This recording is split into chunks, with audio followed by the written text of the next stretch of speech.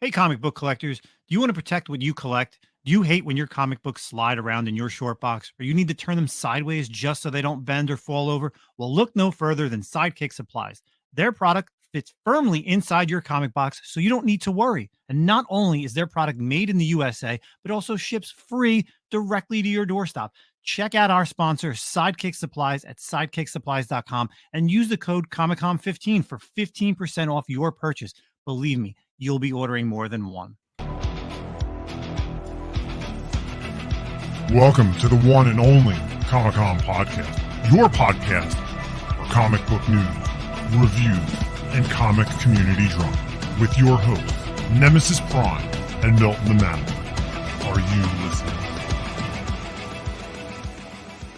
Yo, everybody, welcome back. Season 4, episode 28.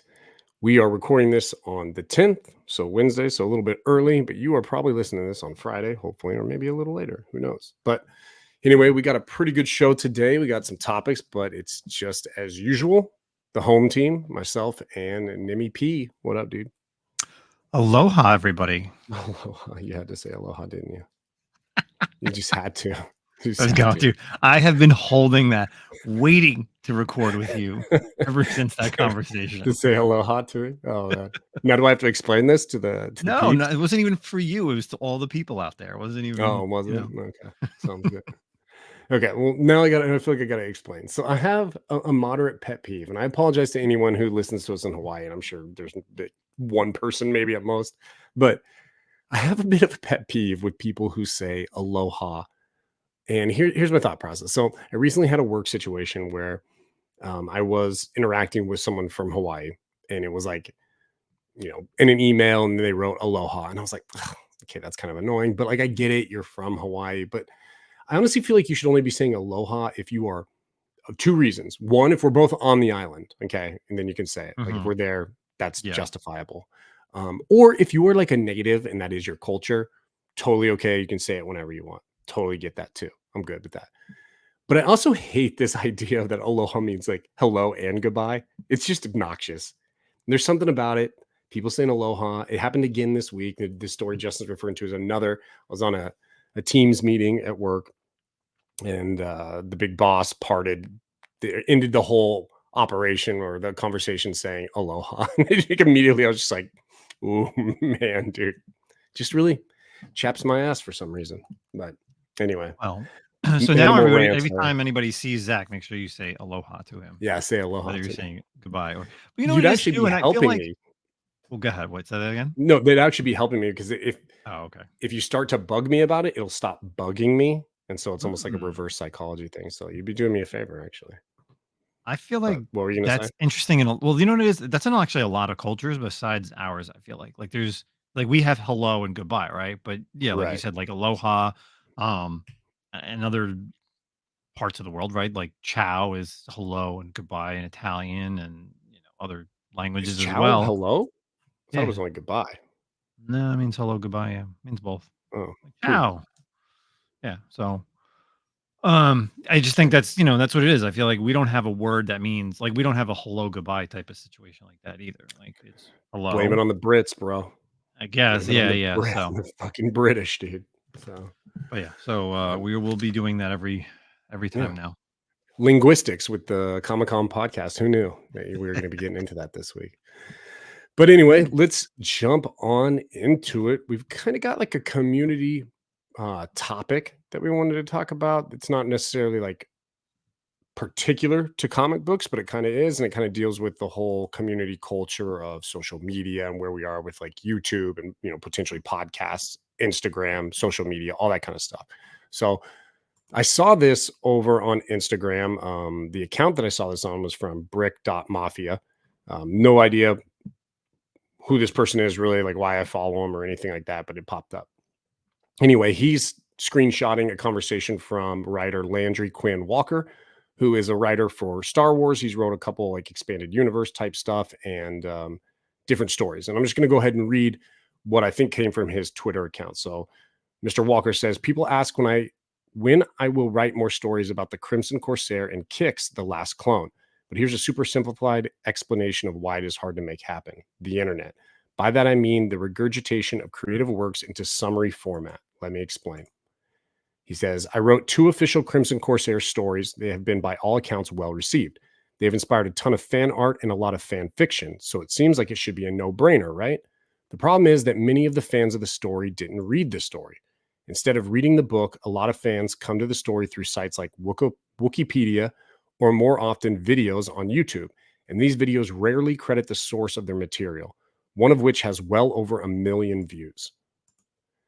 The book is less than $2. If 5% of those people who watched that video bought the book, you'd get more books. And to be clear, I love it when people make videos about my work, but why not link to the book or even just mention the book's title? Most of the time, they don't. Let's be clear, dude gets 1.3 million views based on my writing. He's making money. Probably a lot more than I made writing the actual book. Probably a lot more than the publisher made. I like an enthusiastic response. I don't like being someone's uncredited content farmer. Long story short, if you want to know more about a story, support the story. Sites that aggregate information and make it easy to digest are wonderful, but if they replace the source material as a means of obtaining stories that fuel them, then there is no new fuel. You can buy the book right here, super cheap, and he does a link to where it is. So this is a very interesting topic because it is kind of like the culture we live in now. Obviously, like everyone wants everything boiled down, quick, digestible, super fast, right? Like we are a very gratification type culture these days. And with YouTube, you see this a lot. And this can be like all across the board, whether it's a review of a book like this, or even, for example, there's tons of like comics explained on YouTube who will shortly tell you, like, I'm just pulling one out of the hat, like Days of Future Past, like, boom, here you go. Or here's X-Men in a nutshell, explained, which is extremely very helpful. But yeah, like you take someone's book like this and like you don't do a link for the book. I mean, this is a problem. You definitely are kind of like just cutting off the source material, and then you will not get more source material. So, what do you think, dude? I mean, when I read it, it really kind of struck me. What about you? Yeah, I feel like it's definitely a problem in this day and age because, even for the most part, like for us, like when we source things, we always say, like, oh, listen, we got it from this website or we're talking about this Mhm. person. And especially when you're not giving credit where credit's due, like how does that person grow? Or like he says, like, yeah, I'd Right. like to do more books, but because nobody knows that I'm the one who did this. And especially like Star Wars lore, like, yeah, if they had this new clone that came out with this awesome story and nobody knows about it because this YouTuber decided to not tell anybody about it, it's kind of a rough thing. And it's not Right. only in just comic book stuff or books. It's like you said, it can even be video games or movies or TV Mhm. series. Like, oh, the whole season of The Boys explained in 2 minutes, or like 60 Yeah. seconds type of thing. Um, it's definitely a problem. We've definitely changed as a community, as a culture. Like we need stuff now. Like it needs to be Mhm. almost like fast food. Like we don't want to like wine and Right. dine for hours. It needs to just be now, or we don't want to take it, right? Yeah, and I think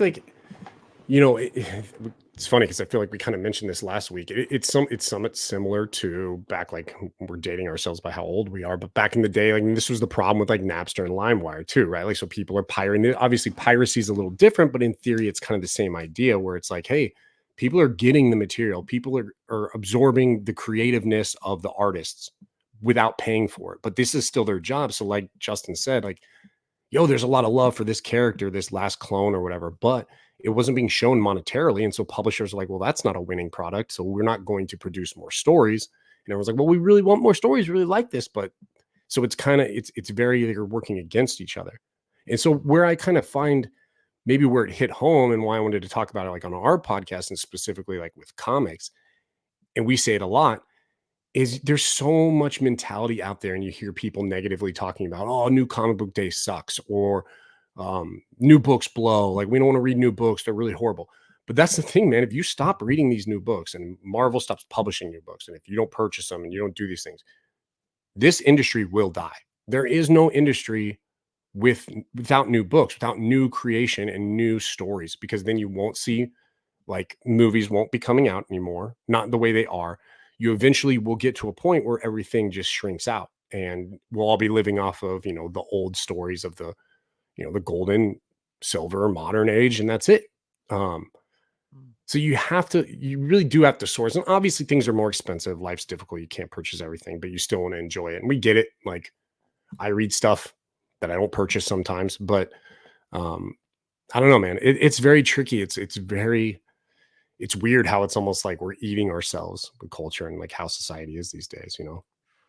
Yeah, I mean, the idea of if we're not reading like the monthly books or the weekly books, it's like, well, who's gonna, eventually you're not gonna have like those. What's gonna happen is you're not gonna have solo titles. You're gonna have a lot Mhm. more team titles, and the teams aren't even gonna be coherent, right? It's like Right. they'll just instead of having X-Men titles like solo series for whatever Jean Grey, Cyclops, Wolverine, you're just gonna have a team book with all of them on it, or Mhm. randomly they'll throw in like an Avengers character, or you won't even have like Avengers characters to have their own mainstay titles like the big three. Like if you wouldn't have an Iron Man, Thor, and Cap series, it'll just Yeah. be Avengers, and it'll be back to them with whoever is a part of it. So yeah, you need to be picking up these stories. You need to be reading. You need to be supporting whoever, whether it's the artist, the writer, the Mhm. publisher, because yeah, you're not going to get.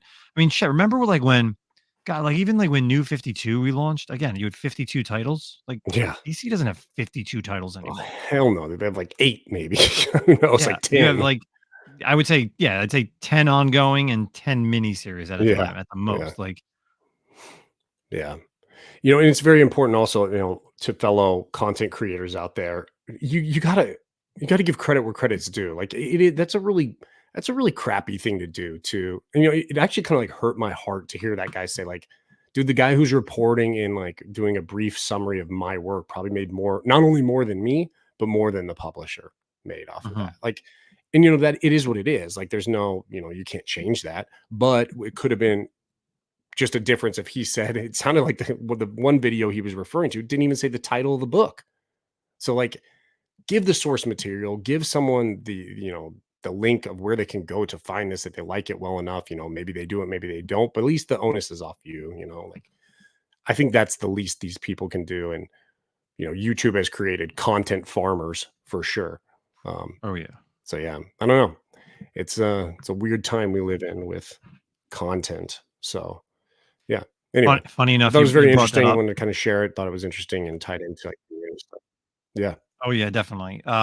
It's interesting you brought up like What? this article and especially talking about content creators and stuff like that. I actually fell down the rabbit hole maybe like 2 days ago, and I've been deep into this Mhm. one YouTuber's page. He's called the Internet Arcanist or Anarchist. Ar- He does like these Anarchy. Okay. documentaries, right? He does these documentaries on YouTubers and streamers from all different things. Doesn't have to just be like video games. There's no comic book related. It's usually just like video gamers or TikTokers or whatever. And it's just like when they blow up and then all of a sudden something happens and they're like their world comes crashing down, right? Like they're starting to Hmm. lose followers because of like stuff that comes out or stuff that they did. And I've been on like this kick for like the past 3 days watching this stuff. And Yeah. I would love for this guy. I know, like, we all know Epic Nation, and he's not a YouTuber, but he's just like a whatnot seller. Man, I would love for him to do like a deep dive on this guy, like just all the stuff that like we've put out, and like Brian and Thorough, and all the stuff that everything. Right? I was watching. I don't Yeah. know if you know the gamer streamer, Doctor Disrespect. Do you know the name? Do you know him? Yeah. Wait, he's not the one who's on all that trouble that they got rid of. Is that who it Yes. is? All this, they Yeah. got Yeah. rid of Yeah. his Yeah. skin. And he did something shady, right? He was What was it? so Like a bad. I sex act started or something? watching him in like late 2020, 2021. He was on YouTube, but previously he was on Twitch. And the whole thing was he Mhm. got banned off of Twitch and he never got a reason, right? Well, that's what he said. He never got a reason. Years later now, what happened is an ex Twitch employee came out and basically kind of like said what happened, but didn't say it. And the whole thing that Okay. happened between him and Twitch was he was texting a minor, Oh, okay. suggestively, like nothing. Yeah. And I think they ended up paying him out, and taking him off the platform because he was like the big one of the biggest people, streamers, video gamers. Mhm. And then he went over to YouTube, and now he's been doing it on YouTube. And then obviously when all this news came out, like his gaming company that he's a big part of, like they dropped him, and then all these other places started dropping all the sponsorships. So like Wow. this guy made like this 25-minute YouTube documentary about it, and I learned so much from it, right? Because I Yeah. only knew a little bit. But then I went down the rabbit hole and I'm looking at all this guy's videos, right?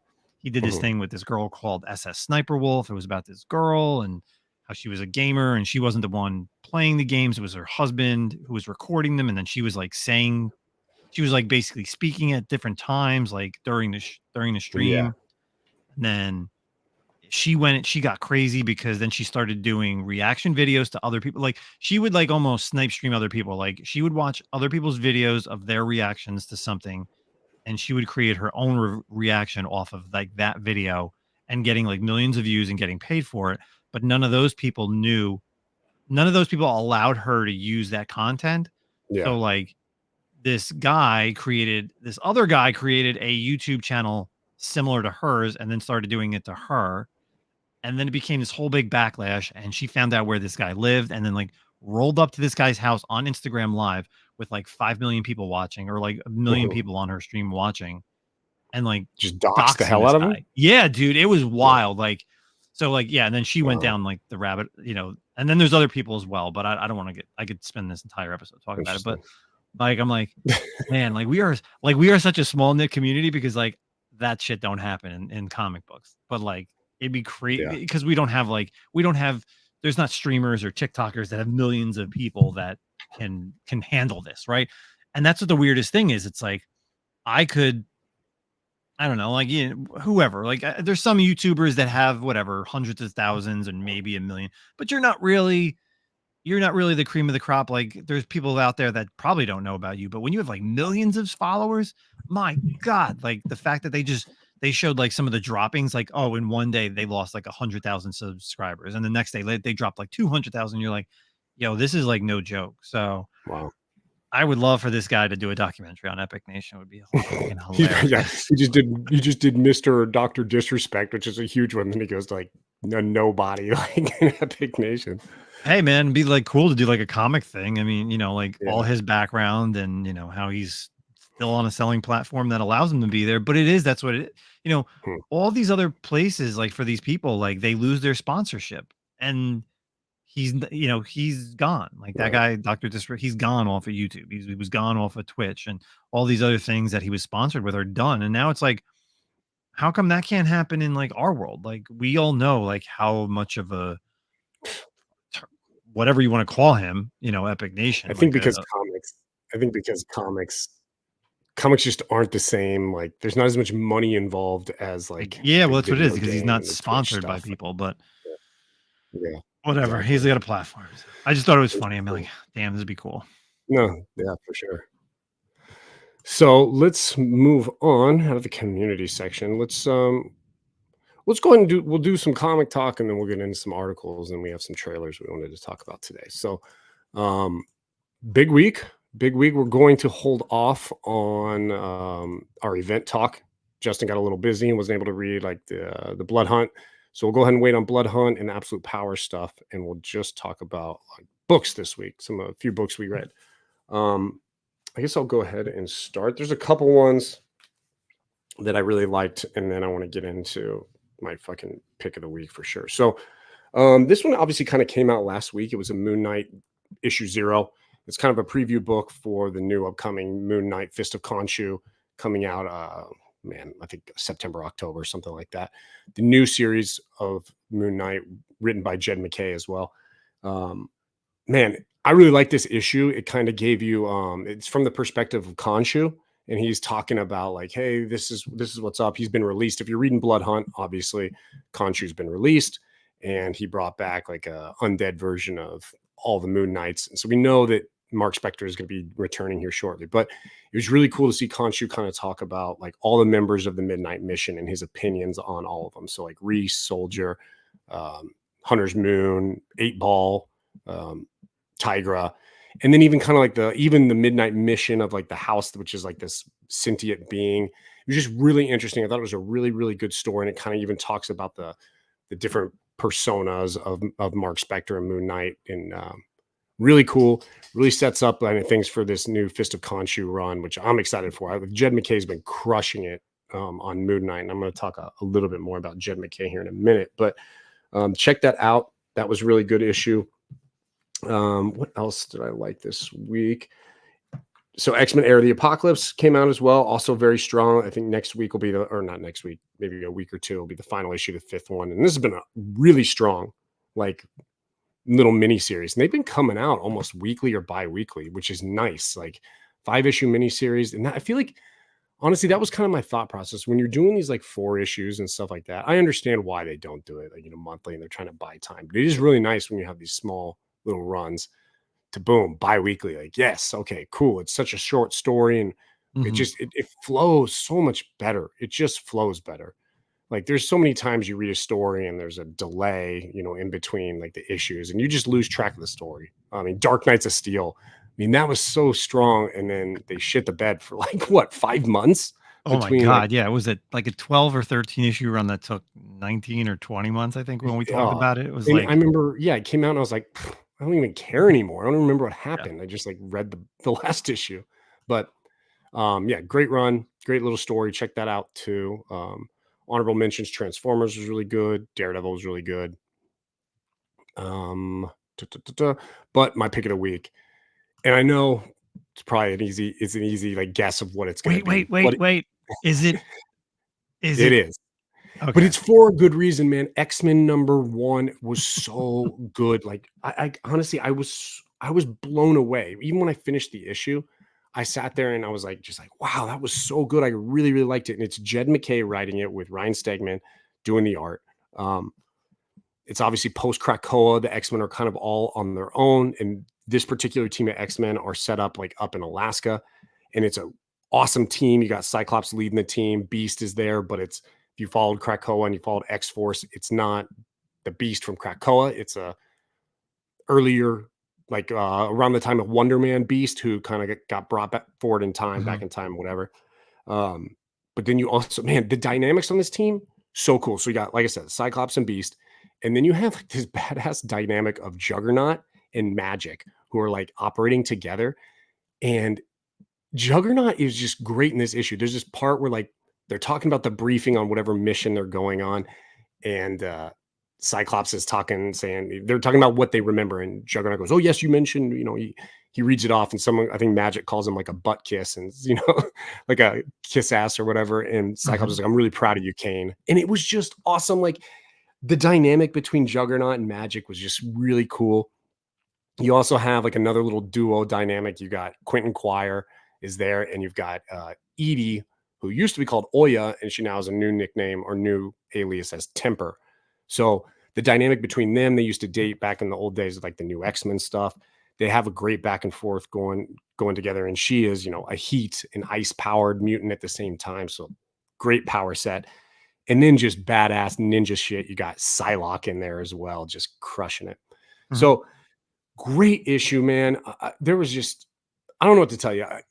I get in this. I know we talk about it, and I think I've talked about it on here, and people give me shit because I say Cyclops might be my favorite X-Men and how awesome Cyclops is. And this issue just once again reiterates why or how Cyclops is just the best X-Men there is, period.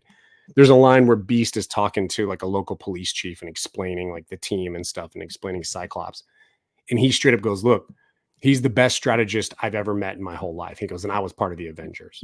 So he just tells you right then and there, like, this dude's better than Cap. Like, he is the one, man. So it just awesome fucking issue, man. Really, really enjoyed it. I'm super excited about this title moving forward. And I can't wait. And the art's great, dude. It just looks great. Yeah, man.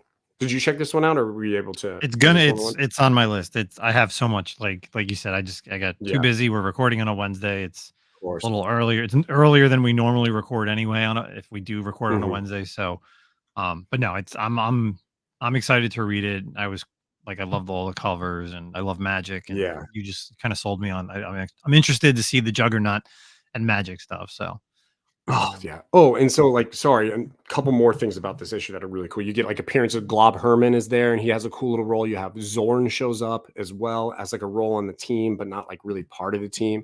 And obviously Magneto's there. And for those of you who didn't read like Resurrection Magneto, he goes by Max now. And they made sure to say it like multiple times. Like, his name now is Max, right? But then the other really cool thing, man, it harkens back to like the days of like the 90s and stuff. And I'll show you kind of, but they have like a middle panel which explains what's going on, and you got a checklist of all the X titles coming out, which is Oh, like that's back in cool. the Yeah. 90s what they used to do, right? Yeah. And so it's like a splash page called X Mentions, and it's telling you, hey, here's, Uncanny X-Men, X-Force, X Factor, Wolverine Revenge coming out. Just kind of giving you info on the X titles. And I thought that was super cool too. So really loved it, man. And obviously I'm a stan for X-Men period, but this was just a phenomenal issue. So, but yeah, that's what I got. What about you, man? I know you got to read a few things, right?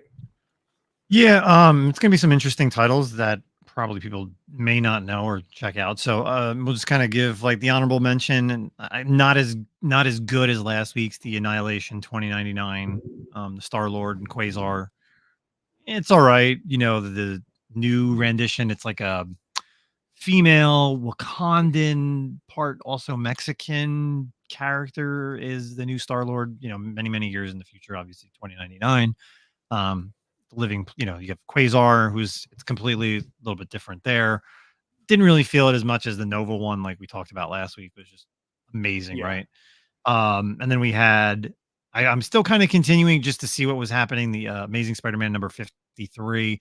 So Spider-Man's finally not over this spider goblin thing, like that they kind of put into him, like kind of like a fear toxin, but it's the mind of the Green Goblin's kind of roaming around in Peter's mind. So uh, he's got like Ms. Marvel and a couple other characters fighting against Green Goblin, and he's trying to deal with it. And the basically the issue ends where because in the last issue he as the Spider Goblin he took out the Sinister Six, and he was looking for this spear that Craven had, and something with this spear has something to do with the Green Goblin, and it kind of sets up some new dynamic that's going to happen in the next one. And I almost feel like it's like part of what happened with like Doc Ock.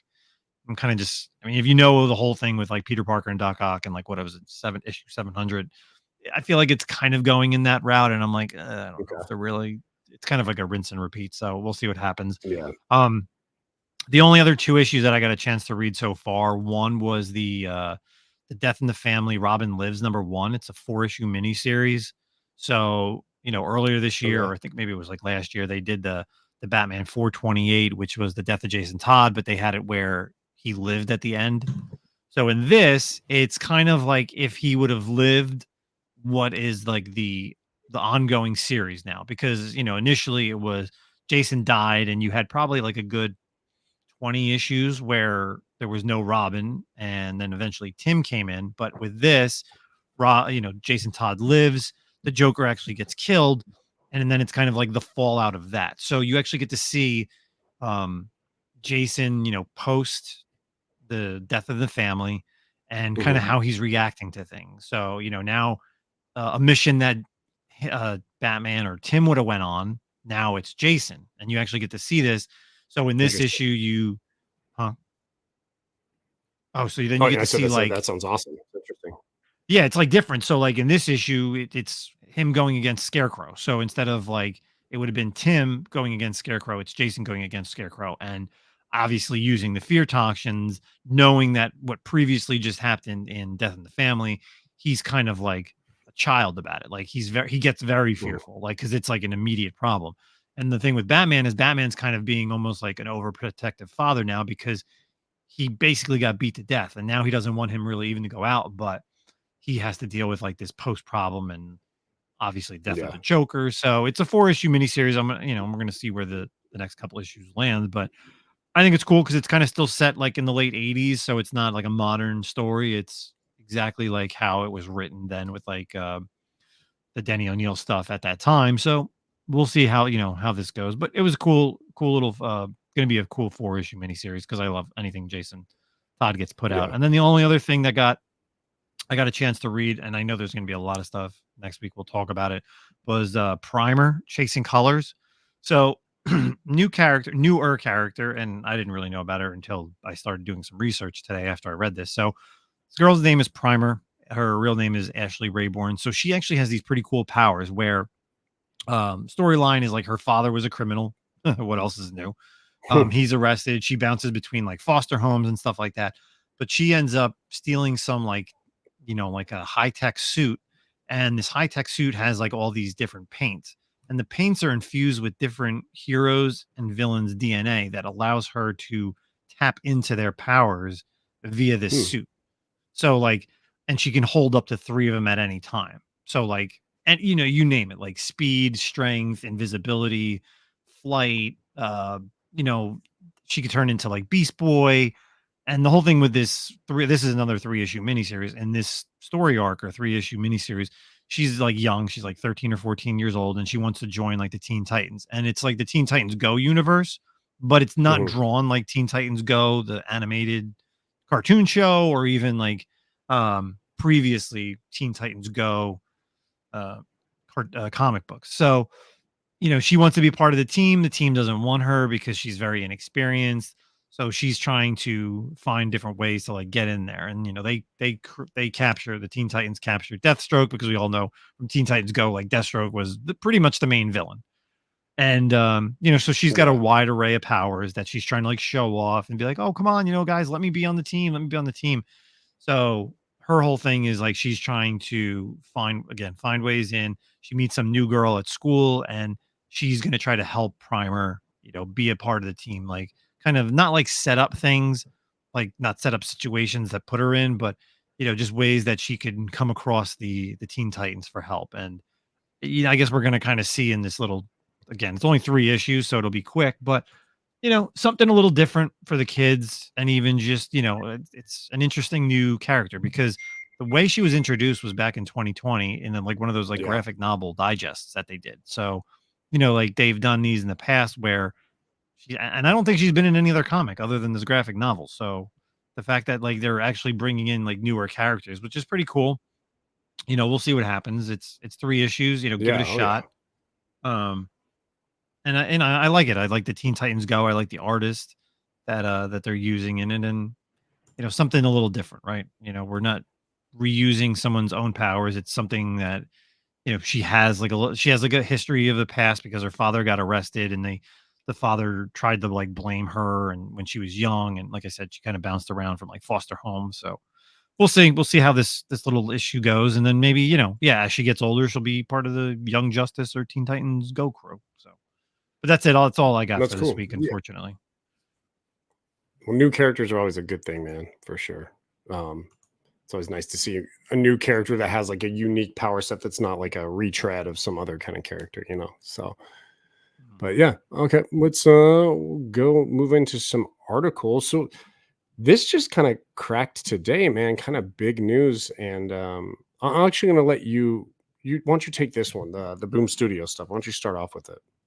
Yeah, so if you haven't heard, Boom Studios has been bought by Penguin Random House. So this is coming over from bleedingcool.com. So Penguin buys Boom Studios, leaves Diamond, makes recommendations. So of course, Penguin Random House, who is now like the big distributor for Marvel, IDW, Dark Horse, Tokyo Pop, and a few others, has been sold over to Boom Studios, is now being over there. And I love this because there's going to be a lot of things that are being happening over there. So Boom Studios parts ways with Diamond, and we all know that Diamond has had a lot of problems. That's why there's Diamond. That's why there's Penguin Random House. That's why there's Lunar. There's all these different things. So this is a big shift in the big market, right? Because Boom Studios has been created in 2005, has been crushing it over the past couple of years, obviously with Something Is Killing the Children and other titles that have been coming through Boom Studios, thanks to Ross Ritchie, bringing on these titles, giving these creators the opportunities to, build out whatever world they want to make in. And, we're going to see what happens, man. It's like, this really helps a lot of shifts, because you're going to see with Penguin Random House, obviously they can bring the books to more diversified and expansion outside of like even just here in America, right? Like they're a big publishing company. They'll be able to get out these comics to overseas places and different markets where I guess Diamond just couldn't. So I'm gonna read Ross Ritchie's IG post today, which is just, it was crazy. So just a Epic. big, Yeah. yeah, just a big red I sold Boom. So Ross Ritchie quotes, I've sold Boom Studios to Penguin Random House. This is an exciting news for creators. Penguin Random House is the biggest publisher in the world. They will be able to get more of our creators' comics into more hands in the book in the book trade market because of their experience and size in the direct market. They are the distributor of choice for Marvel.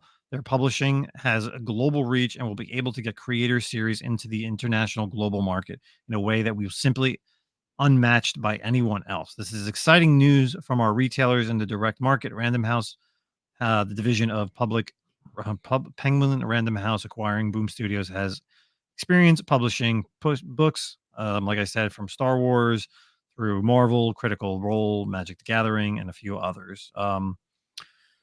Understand its customers and its distribution arm is already experienced provider of Marvel comics every week into the comic shop specialty. This is an exciting news for our fans. The biggest pros publisher is in the world, is excited about the comics and wants it to get into the action and believes it's in an area of growth. They want people to read the comics and more people to read comics, he said. I'm not transitioning to Penguin Random House as a part of the deal, so that means I no longer work at Boom, the house that I built and ran. I'm looking forward to exceptionally long vacations with my wife and 2 kids, figuring out anything I might want to do in the future, but right now the pool is looking really good. Yeah, that was the So, crazy part to me too. It's like, I mean, Ross Ritchie's been very active with Boom, and so and on I social can't believe media. and on social media, yeah. Like, for a Um, CEO, like, the chairman of the right. board of, like, a big publishing company like that, Promoting like, titles, like, that's weird, man. always, Yeah, always, yeah. yeah. Well, So, well, what let's were your see, man. I thoughts on hope it? I it worries me, right? It worries me because, like, Ross Ritchie has been so, like, a part of it, and you always have Mhm, to wonder. Obviously, Penguin is not going to. It's not like Boom Studios is going to be their first and foremost in their mind, right? So you always have to wonder when people do sell, does the products change? Will you have less, like, it worries you as a reader. You're like, oh man, the guys who've been, really creating Boom Studios are now moving on. What's the next guy going to do? So, um, but at the same time, you do enjoy the idea of like having such a strong publisher to be able to like get books out and stuff. So that's a plus for sure. But speaking out loud at the same time, then if books don't sell, this is a company, Penguin, who's probably about the bottom line, right? So it's like, okay, if that title doesn't do well, boom, get rid of it. Or if this division doesn't do well, boom, get rid of it. Um, mhm, whereas Boom Studios probably is like, okay, let's allow a little bit more creativity. But yeah, I don't know, man. We'll see. Only time will tell if this ends up being a good thing or not. But I mean, good for yeah, Ross Ritchie. Like, congratulations. That's awesome for him. There's something he created and he took and it grew and he was able some did it well enough that some big company wanted to purchase it. That's impressive. So yeah. Oh, you have, like, the Keanu Reeves, you got the Berserker, you have the upcoming, Amazon Prime got optioned with Butterfly, you have Power Rangers is over there, the Slaughterverse. There's yeah, Yeah, there's so much over at Boom that, can continue and, hopefully will continue. And hopefully the creators are still going to want to put their books over there, right? It's not right. just, oh, well, I don't want to do anything over there because they may not either pick it up or, may see like an issue with like, well, we're done after 3 issues or 4 issues. And Right. Yeah. they may not even take the opportunity, and then what happens is, and that gives that creator to go to like, I don't know, Vault or Image or Mhm. somebody else where you may not even like a lower publisher, and not to say that like those publishers aren't good, No, it's but the truth though. They don't have the same money. They don't have the yeah, same renown. Yeah. yeah, and you may not see it on your diamond list, and your retailer may not even order it because Yeah. how many shops really order a lot from like Vault or Scout or anything like Like that? Mad Cave. Yeah. Yeah, Yeah. it's tough. Yep. So I mean, yeah, time will tell on this. We'll just have to see what happens, man. It's big news though. Huge news. So Yeah, yeah, it was crazy. but Not expecting that. cool. So we had some trailers, right? We're done with articles, right? We didn't Oh have any yeah, more yeah. articles. This week has been it's weird. It's you know what it is too. I feel like a lot of people are gearing up for San Diego Comic Con. Like Oh that's yeah. the thing. Like Well, there's all a the like a news is not being of held at this point. Yeah. Yeah. especially and then this for just the dropping right before San Diego. Like the Boom Studios thing was. I would have figured they would have waited, but whatever. I guess maybe Boom was like, we're not going to shut up a booth there, and people are like, why? I'm like, well, we're selling this. Ross It's like, Ritchie's probably like, thank God, dude. Now I don't have to go to San Diego Comic Con. He's like, I don't have to right? worry Yeah, about that yeah. shit now.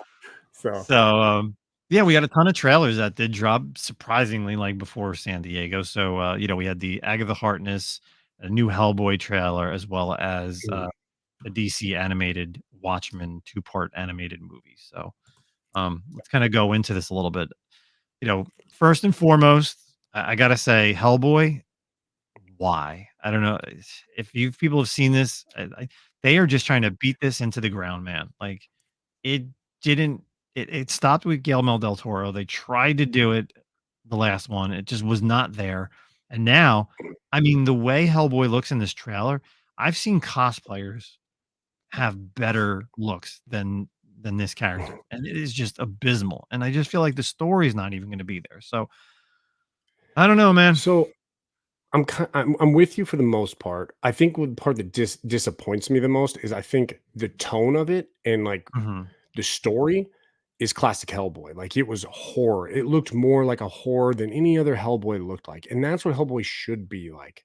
Um, so I felt like it looks like the theme and the tone really matches like Hellboy, like what it could be. But you're right. I mean, like the visuals don't really seem to be there. This probably should be like a TV, like a Netflix or like a direct, like not a theatrical release by any means, but it's a bummer. It's a bummer because yeah, it's not there. I don't even know who the actor is. I didn't really even look it up, but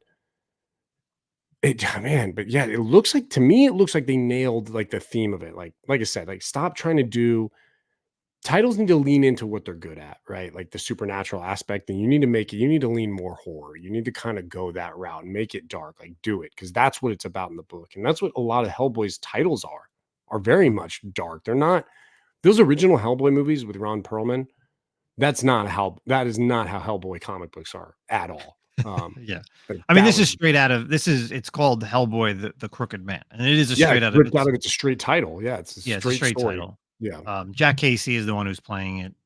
Oh And then yeah, there's yeah. like a lot of unknowns. Like just it's for me, the actors and actresses are complete unknowns, which listen, it Mhm. could be a good thing because it's not like you're taking some well-known actor or actress and like putting them into a role that could just, completely tank their career.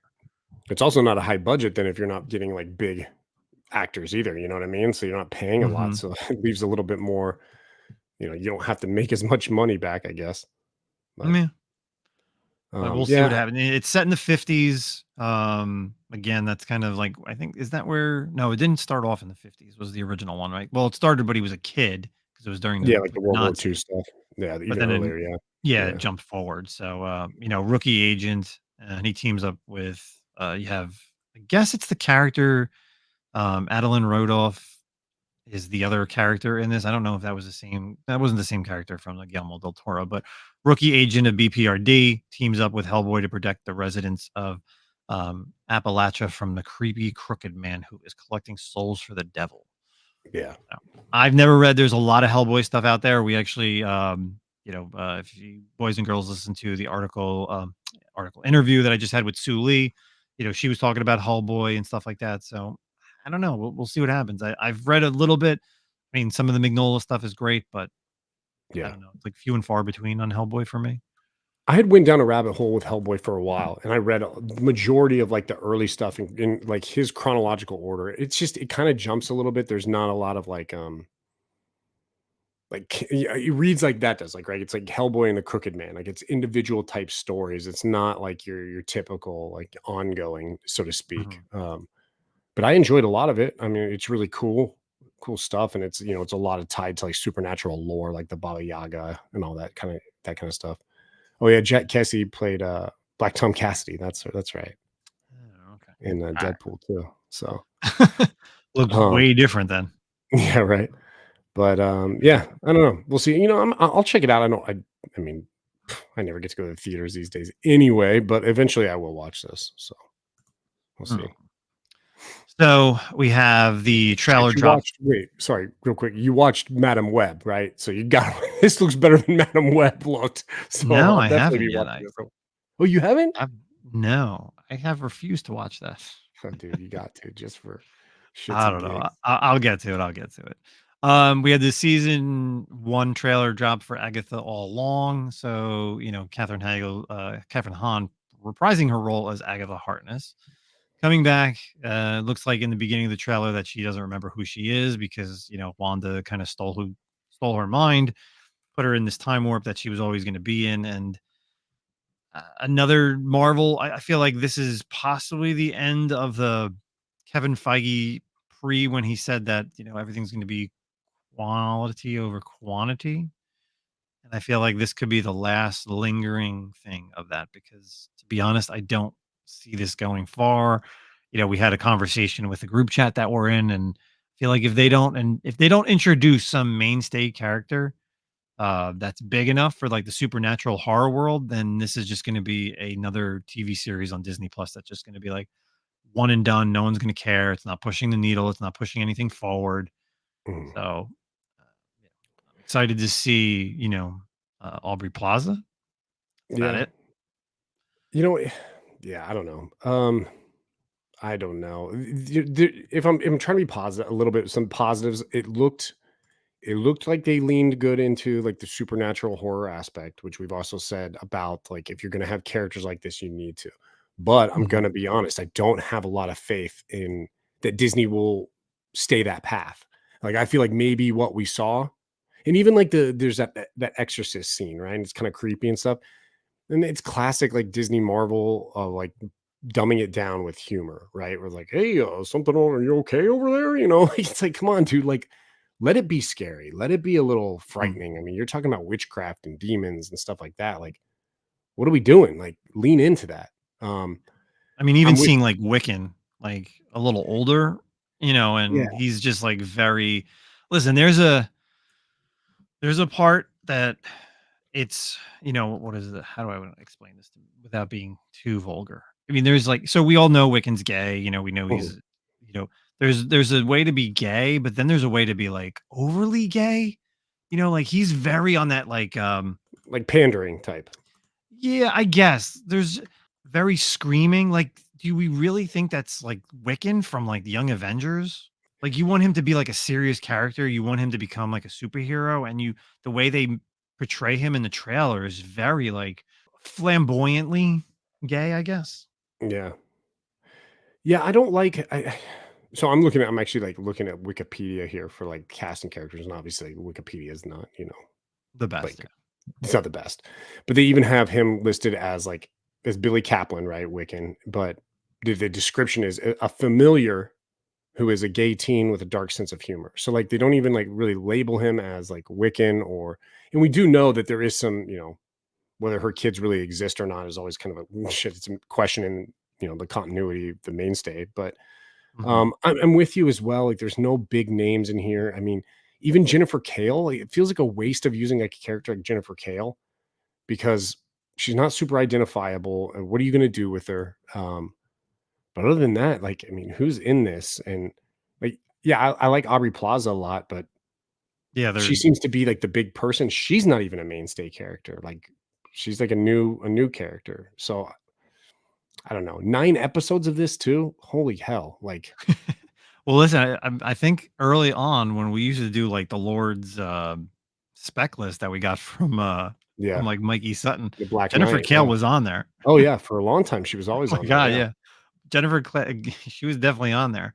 Do someone said we're gonna get Morgan Le Fay in here, but I can't see that. I mean, yes, but I don't know. Listen, if they don't introduce like a Mephisto type of character in this or bring back Dormammu, like I don't What's know, the man. This is runtime on these episodes?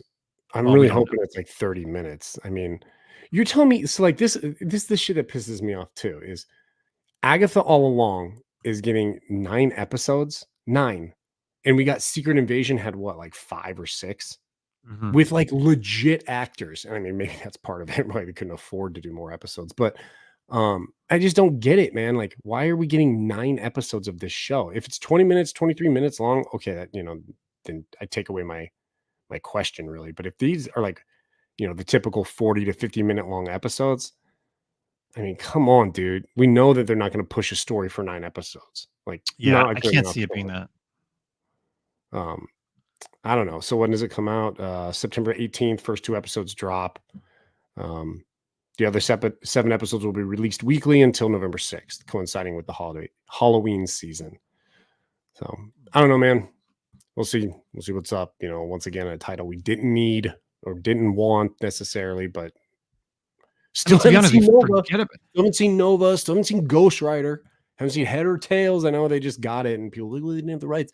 There are no Fantastic Four, X-Men yet.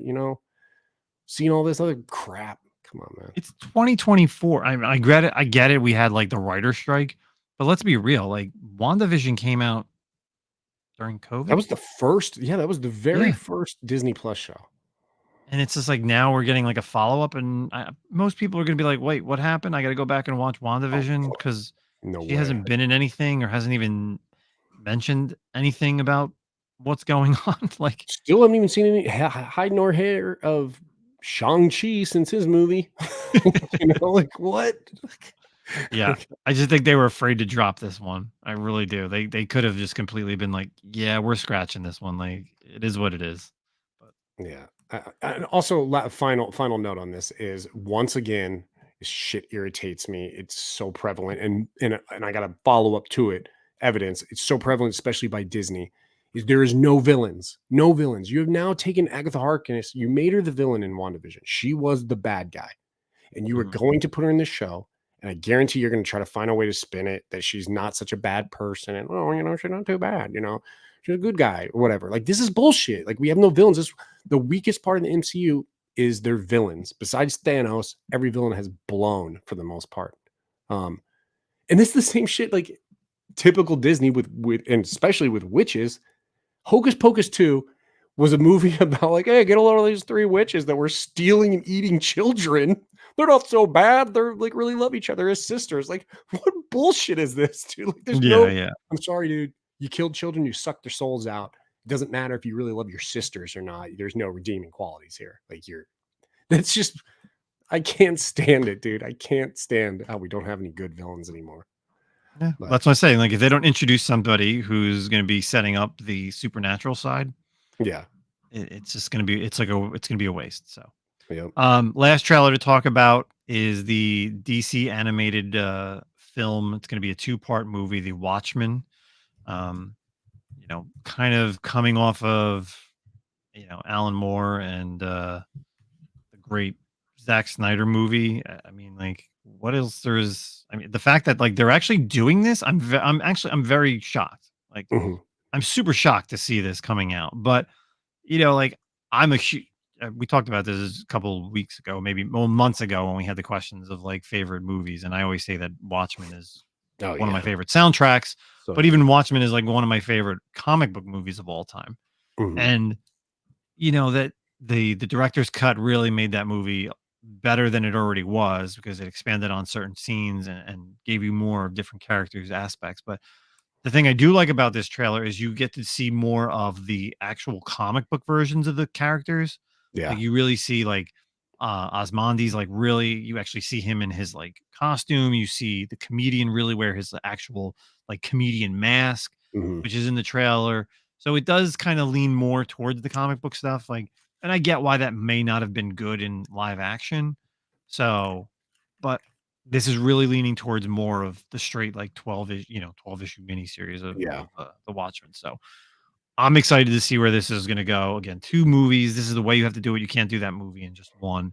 And I feel like that's kind of what DC's been doing, especially with the Crisis on Infinite Earths. Their final part is coming out soon. So I think that's like the idea is maybe doing like 2-part movies instead of trying to bleed an entire movie or storyline into just like a 60-minute or 90-minute thing. Like they're Right. just not good anymore where you could watch those DC animated movies and be like, yo, this is amazing. And then watch the next one and it'd be really good. Like they really weren't as good after what is it, not Flashpoint Paradox, the Justice League Apocalypse War. Like after that, those movies weren't that good anymore.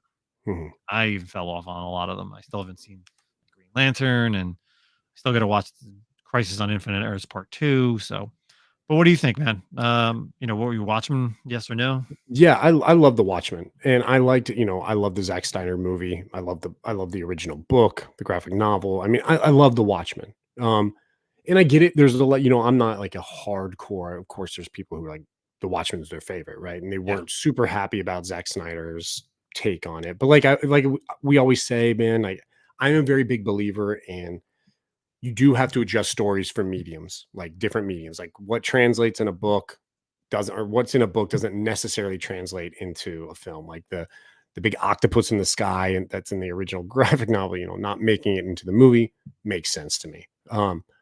But that being said, I am excited for this animated because I feel like it gives them more avenue to go frame for frame, direct adaptation necessarily of the original story, which I'm really excited to see.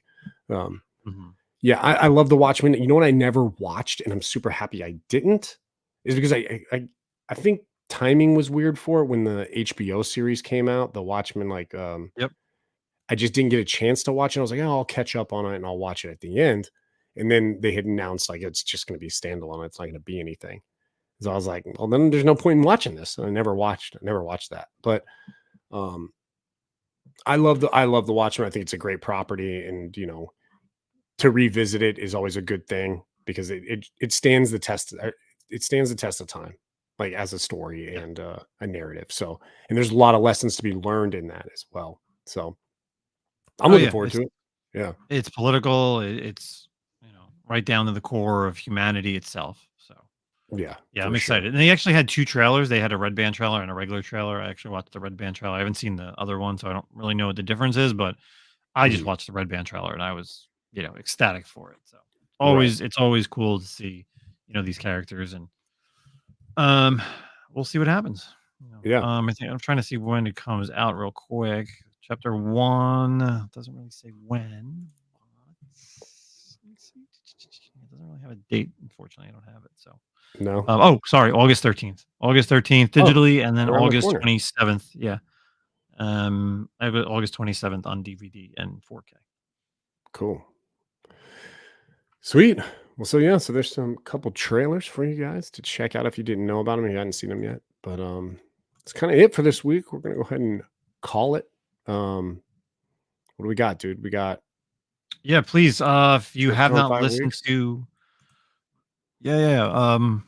couple more weeks for Terrificon, our variant. Make sure you guys pre-order it. Check out Jaff Comics. It's in the description. We have the unsigned and signed versions of our variant. Most importantly, if you didn't know, I dropped some bonus content this week. Got a chance to interview Sue Lee regarding her cool Thundercats Chitara book, as well as some other stuff. Learned some interesting things. Interview. So that's about it for myself. And I am dropping, by the time this is live, I have dropped like about 30 to 50. I would say at least, it's like 30 to 50 Batman New 52 Batman Universe Rebirth books for like $5 on eBay. So check our descriptions in our Instagrams and you'll find my eBay page, and you could probably get some cool, cheap Scott Snyder, Greg Capullo stuff. Some stuff is signed, a lot of raw stuff, 2nd, 3rd, 4th, 5th printings of some random cool books for $5. So that's all I got. Cool. Yeah. I mean, I'm nothing, just biding time, waiting for Terrificon to start. The trifecta of the East Coast. We got Terrificon, Baltimore, NYC. Boom. It's gonna be a good couple months, man. It's gonna be a lot of fun. Yeah. But that's it, everybody. Thanks for listening. You know where to find us. Share it with your friends and family. Hook them on to us as well. And we will catch you next week. Sweet. Later. Hey, comic book collectors. Do you want to protect what you collect? Do you hate when your comic books slide around in your short box, or you need to turn them sideways just so they don't bend or fall over? Well, look no further than Sidekick Supplies. Their product fits firmly inside your comic box, so you don't need to worry. And not only is their product made in the USA, but also ships free directly to your doorstep.